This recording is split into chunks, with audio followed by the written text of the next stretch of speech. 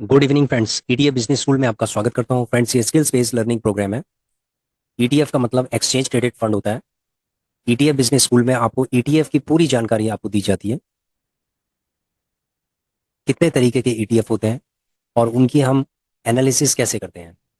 तो आइए, आज का जो इम्पोर्टेंट टॉपिक है वो है मो डिफेंस एनालिसिस, यानी कि मोतीलाल ओसवाल का जो डिफेंस ईटीएफ है उसका हम एनालिसिस करेंगे। एनालिसिस में हम ये देखेंगे, इसका चार्ट देखेंगे, आरएसआई में देखेंगे हम कि क्या स्थिति है इसकी, कौन कौन सी कंपनीज इसके अंदर इंक्लूडेड है, यानी कि कितनी कंपनियों से मिलकर ये ईटीएफ बना हुआ है। ठीक है। तो सबसे पहले हम उन कंपनियों को समझते हैं कि जिन कंपनियों से ये बना हुआ है। तो फ्रेंड्स, आप देख रहे होंगे स्क्रीन पे कि सबसे पहले भारत इलेक्ट्रॉनिक्स लिमिटेड है, जिसका 20% से ऊपर का, यानी 20.32% होल्डिंग है। उसके बाद हिंदुस्तान एरोनॉटिक्स लिमिटेड, 19.89% इसका इसकी होल्डिंग है। जो शुरू की जो कंपनियां होती हैं, 5 6 7 कंपनियां होती हैं, इनकी होल्डिंग सबसे ज्यादा होती है, यानी कि ये डिसेंडिंग ऑर्डर में चलता है। ठीक है, आप देख रहे होंगे डिसेंडिंग ऑर्डर में चल रहा है। तीसरी कंपनी है सोलर इंडस्ट्रीज इंडिया लिमिटेड, 15.86% इसकी होल्डिंग है। Mazagon dock shipyard builders limited, 9.12। Bharat dynamics limited, 6.62%। Cochin shipyard limited, ये तो आपने सुना होगा, 6.47। Zen technologies, 3.34। Garden reach ship builders and engineers limited, 3.27। Astra microwave products limited, 3.25। Data patterns India limited, 3.18। BEML Bharat earth movers limited, 3.15% holding है। MTAR limited है। Dynamatic technologies limited है। सूरज products limited है। मिश्रा धातु निगम लिमिटेड है। सायंट डीएलएम लिमिटेड है। D C X systems limited है। Unimech aerospace and manufacturing limited है। Paras defence and space technologies limited है। तो फ्रेंड्स, ये जो कंपनियां हैं, टोटल इसके अंदर 18 कंपनीज हैं। ठीक है, मोतीलाल ओसवाल का ये ईटीएफ है और इस ईटीएफ में 18 कंपनी है। आपको मैंने दिखाई है कंपनियां। सबसे ज्यादा जो वेटेज है वो है टॉप क्लास की जो कंपनीज है। भारत इलेक्ट्रॉनिक्स लिमिटेड है, हिंदुस्तान एरोनॉटिकल्स लिमिटेड है, सोलर इंडस्ट्रीज है, मजगांव है, भारत डायनामिक्स है, कोचिन शिपयार्ड है। ठीक है, यहाँ तक अच्छी है इसकी होल्डिंग, कोचिन शिपयार्ड तक 6.47 तक। ठीक है। तो ये डिफेंस सेक्टर के अंदर काम कर रही हैं। जितनी भी कंपनियां हैं ये डिफेंस सेक्टर के अंदर काम कर रही हैं, और जो पार्ट्स बनते हैं वो भी बनाती है, और ये समझ लो मिसाइल तक बनाती हैं ये। ठीक है। तो ये कंपनियां डिफेंस सेक्टर को कंट्रीब्यूट कर रही हैं। तो जो हमारा ईटीएफ है एमओ डिफेंस, ये डिफेंस सेक्टर को ये समझ लीजिए कि कंट्रीब्यूट कर रहा है। ठीक है। तो डिफेंस सेक्टर हमारा आगे भविष्य इसका क्या होगा, कैसा होगा, ये सभी लोग जानते हैं कि डिफेंस सेक्टर प्रत्येक कंट्री का मजबूत होना चाहिए और हमारे देश का भी होना चाहिए। तो जितनी भी हमारी कंपनीज हैं जो डिफेंस सेक्टर के अंदर काम कर रही हैं, ये सारी कंपनियों को अच्छे अच्छे ऑर्डर मिलेंगे भविष्य में, क्योंकि हमारी जो डिफेंस टेक्नोलॉजी है वो one of the best in the world है। ठीक है। तो हमारा जो स्टॉक एक्सचेंज में जो डिफेंस सेक्टर्स है, ठीक है, ये हो सकता है कभी कभी करेक्शन हो, लेकिन ये अल्टीमेटली इसने ऊपर ही जाना है। समझ गए फ्रेंड्स। तो एमओ डिफेंस के अंदर हमने ये बताया आपको कि कौन कौन सी कंपनीज हैं। ठीक है, अब हम इसके चार्ट में चलते हैं, चार्ट में देखते हैं कि क्या स्थिति बन रही है।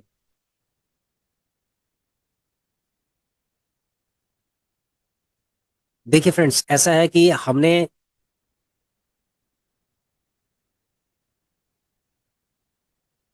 हमने जो कई चीजें देखी हैं स्टॉक मार्केट के अंदर, एक उतार चढ़ाव हमने देखा है। ठीक है, न्यूज से भी उतार चढ़ाव होता है। अच्छी न्यूज आती है तो एकदम से 5 10% स्टॉक्स ऊपर की तरफ भागने लगते हैं, ईटीएफ भी भागने लगते हैं। ये उतार चढ़ाव टेम्परेरी होता है। समझ गए, कुछ उतार चढ़ाव टेम्परेरी होता है। अल्टीमेटली आपने देखा होगा जितने भी ईटीएफ हैं, ये सारे ईटीएफ भविष्य में ऊपर की तरफ ही जाते हैं। आप लगा लो ना, 2 साल पहले का आप देख लो। मैं चलता हूँ, अब ये देखो एमओ ये जो ईटीएफ है ये कुछ टाइम पहले ही अभी लॉन्च हुआ है। ठीक है, 2024 में लॉन्च हुआ था। अगस्त 2024 में लॉन्च हुआ था, यानी बहुत रिसेंटली लॉन्च हुआ है। इसका वॉल्यूम दिखाऊं आपको, ये देखिए। इसका वॉल्यूम है 21,40,601 है, यानी कि वॉल्यूम आप देखिए।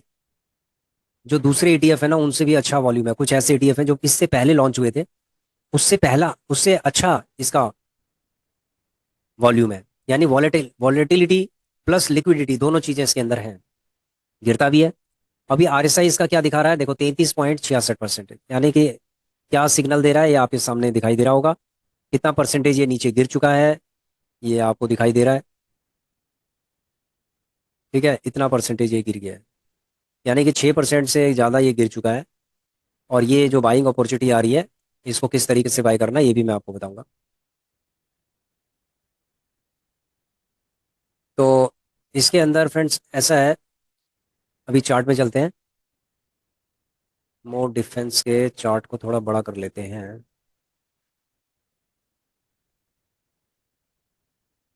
अब आपको पूरा चार्ट दिखाई दे रहा होगा। पहले हम चलते हैं अगस्त 2024 में। इस समय इसका जो प्राइस था वो था 77 रुपये प्राइस था इसका। 77 रुपीज प्राइस था और ये नीचे भी गिरा था। 77 से ये समझ लो कि ये 10 रुपये नीचे गिर गया। ठीक है, ऑलमोस्ट 10 रुपीज ये नीचे गिर गया। उसके बाद ये 55 हो गया, मतलब और 20 रुपये ये नीचे गिर गया। ऑलमोस्ट 20 रुपीज नीचे गिरा ये। ठीक है, उसके बाद क्या हुआ, 77 था और नीचे गिरा। कितना नीचे गिरा, 55 पे, यानी 20 रुपये नीचे गिरा। और उसके बाद कितना ऊपर हो गया, 100 रुपये, यानी 30 रुपये। 20 रुपये जो नीचे गिरा था वो तो कवर किए इसने। उसके बाद 30 रुपये और कवर कर दिए, यानी कि टोटल 50 रुपये कवर कर दिए। तो कंपाउंडिंग होगी नहीं होगी बताइए फ्रेंड्स। जब इसका आरएसआई हमेशा 40 से नीचे होता है ना तो बाइंग अपॉर्चुनिटी होती है। तो अभी 40 से नीचे है तो अभी हम बाइंग अपॉर्चुनिटी इसके अंदर कर रहे हैं। ये एक बहुत ही अच्छा ईटीएफ माना जाएगा क्योंकि इसका वॉल्यूम बहुत अच्छा है। इसको हम जब 40%, 40 आरएसआई से जब नीचे होगा तो तब हमें इसको बाय करना चाहिए एज पर आवर जो हमने प्रोसेस बनाया है। थोड़ा थोड़ा करके इसको बाय करना पड़ेगा। सपोज आप लोगों के पास 5 लाख रुपए हैं। मैं 10 लाख की बात नहीं करूंगा क्योंकि 10 लाख अभी एकदम से इसके ऊपर इन्वेस्टमेंट करना, क्योंकि नया है, इसमें वॉलेटिलिटी ज़्यादा होगी और आप डर जाओगे। मान लीजिए 70 पे आ गया तो आप घबरा जाओगे। ठीक है, तो इसीलिए आपको हिसाब से लगाना है। जैसे सपोज मान लीजिए मेरे पास 5 लाख रुपए हैं तो मैं इसको 10 पार्ट में पहले डिवाइड करूंगा। सबसे पहला पार्ट है मेरा, मैं सबसे पहले 5 लेवल पे काम करूंगा, यानी कि 2.5 लाख रुपए लेकर पहले मैं काम करूंगा। 2.5 लाख रुपए मैं पार्किंग कर दूंगा। ठीक है, ताकि उसमें भी मुझे इंटरेस्ट मिलता रहे। तो 2.5 लाख रुपए मैंने पार्किंग कर दिया और 2.5 लाख रुपए मैं इसके अंदर खेलूंगा। तो सबसे पहले लेवल मैंने क्या किया, 50,000 का इसको ले लिया। जितना भी आएगा 50,000 का ले लो, क्योंकि 40 से नीचे आ रहा है सही। 50,000 का मुझे ले लेना है। समझ गए फ्रेंड्स। उसके बाद ये कितना गिरा है, 20 रुपए नीचे गिरा है। ठीक है, 20 रुपीज नीचे गिरा है तो 20 को अगर हम 5 से डिवाइड करते हैं तो यानी कि 4 रुपए। अगर ये 4 रुपए और नीचे गिरेगा तो फिर 50,000 रुपये और लगाना है। चलो गिर गया, 1 लाख रुपए लग गया। फिर 4 रुपए और नीचे लगाना है आप। चलो वो भी गिर गया, 1.5 लाख रुपए हो गया। अब 1.5 लाख रुपए के बाद सपोज ये ऊपर आ जाता है। ये दोबारा से कहाँ आ जाता है, 100 में आ जाता है। नीचे आने के बाद ये 100 पे आ गया। तो आपको बेनिफिट हो रहा है नहीं हो रहा, बिल्कुल हो रहा है बेनिफिट। तो उस बेनिफिट को आप बुक कर सकते हैं एज ए स्विंग ट्रेडर। ठीक है, ये मैं स्विंग ट्रेडिंग की बात कर रहा हूँ। अगर आप लॉन्ग टर्म में इसको लेना चाहते हैं तो आप 100 200 500 करके आप इसमें एसआईपी भी कर सकते हैं। जैसे अभी सपोज एक अच्छा टाइम है तो 500 रुपए की इसके अंदर एसआईपी की जा सकती है, 500 500 करके। ठीक है, अगर मान लीजिए जैसे आपने इसमें 2,500 रुपये लगाने हैं तो सेम वही प्रोसेस वही रहेगा। सबसे पहले 500 रुपये लगाओ, फिर 3 रुपये और नीचे आएगा, फिर 500 रुपये लगा दो, फिर 3 रुपये आएगा, फिर 500 रुपये लगा दो। ऐसे करके आप 2,500 रुपये इसके अंदर लगा सकते हैं और शांति से बैठे रहो। क्योंकि ये जो पैसा है जो आप एसआईपी कर रहे हैं ये आप 15 से 20 साल के लिए कर रहे हैं। ठीक है, आप एक महीने के लिए नहीं कर रहे हैं कि आपने एक महीने 2 महीने के लिए नहीं कर रहे हैं, आप सालों साल के लिए कर रहे हैं। तो जो एसआईपी करने के बाद उसको तो आपको सेल करना नहीं है। ठीक है, दो चीज़ें हैं। अगर आप एज ए इन्वेस्टर बन रहे हो तो समझ लो कि 15 20 साल के लिए सोचिए। और अगर आप एज ए ट्रेडर बन रहे हैं तो आपको फिर क्या सोचना पड़ेगा, कहाँ पर बाय करना है, ये इंपॉर्टेंट चीज़ है। कहाँ पर बाय करना है और सेल कहाँ पर करना है, ये इंपॉर्टेंट है अगर आप स्विंग ट्रेडिंग कर रहे हैं। ठीक है फ्रेंड्स, तो आशा करता हूँ कि आप लोगों की समझ में आ गया होगा। कि इसके अंदर मोर डिफेंस यानी मोतीलाल ओसवाल डिफेंस ईटीएफ के अंदर काम कैसे करना है। अगर आप शॉर्ट टर्म के लिए काम करना चाह रहे हैं तो मैंने आपको बता दिया कि 5 लाख रुपए हैं, 2.5 लाख पहले आपको 5 लेवल पे करना है। अगर वो 5 लेवल को ये मान लीजिए छू लेता है नीचे, और 5 लेवल पे आपका 2.5 लाख रुपए लग जाता है, उसके बाद आपको सिचुएशन देख के उसमें लमसम आपने 2 बार में इन्वेस्टमेंट करनी है। जैसे मान लीजिए कि अ, ठीक है, जैसे 1.25 और 1.25 का हम कर सकते हैं।